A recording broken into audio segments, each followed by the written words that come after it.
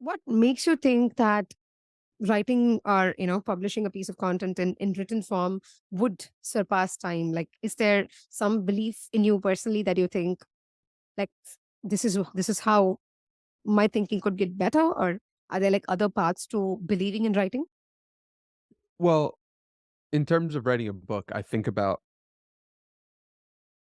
books are things that have lasted and been passed on from generation to generation, as well as there is an ability for it to be absorbed over a longer time horizon. If I if I write a long tweet that Mm. has, I don't know, 5,000 words, you might read it today and then you might forget about it tomorrow. Versus a book is like in your house, in your being. It's part of your physical location. And I do think even though the the form is the same, it's both writing. One's on Twitter or LinkedIn and others on Hmm. just piece of paper.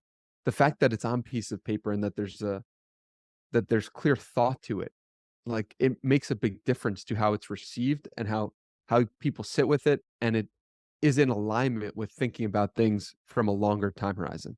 So, I Right. I Yeah. I should be definitely writing a book sometime soon. Oh wow. Like, I'm very curious to see where that goes. And as somebody who's always been like a person who vibes with the physical copy of books, I can't wait to see what you're going to be publishing.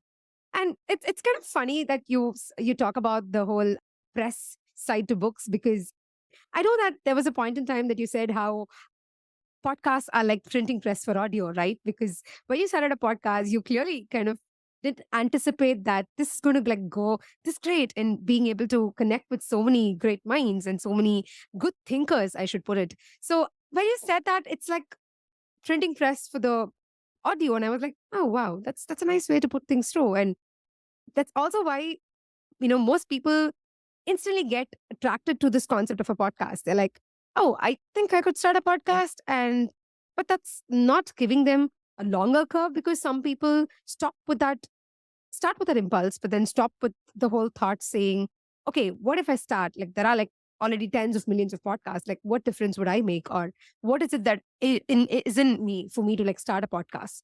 So, could you tell more about this thought of what made you start this when you actually also had like so many other podcasts out in the market? Yeah, it was just that I wanted to do it. It was that I was doing phone calls with people. I was loving the process of doing phone calls with random strangers. Through Twitter, I put out, "Who wants to talk on the phone?" I had such amazing conversations, and then I was like, "How do I do this more?" And you do it more by pressing record on those conversations, which I did through Skype, and then I said, "Okay, like, I love this. I love doing this, and I love putting this out, and let's keep doing it." And so I kept doing it, and that's a podcast is just a recorded phone conversation if you really Yeah. boil it down to the most real elements, and yeah, that was it. Right. So, for all those who are hearing to in terms of trying to figure out what's the best tool to record video, what's the best tool to record audio, I guess it's a lot to just pick up the phone, probably like just gravity start recording, because I think what you talk really matters in the podcast more than what elements or what measures are there around it to beautify it.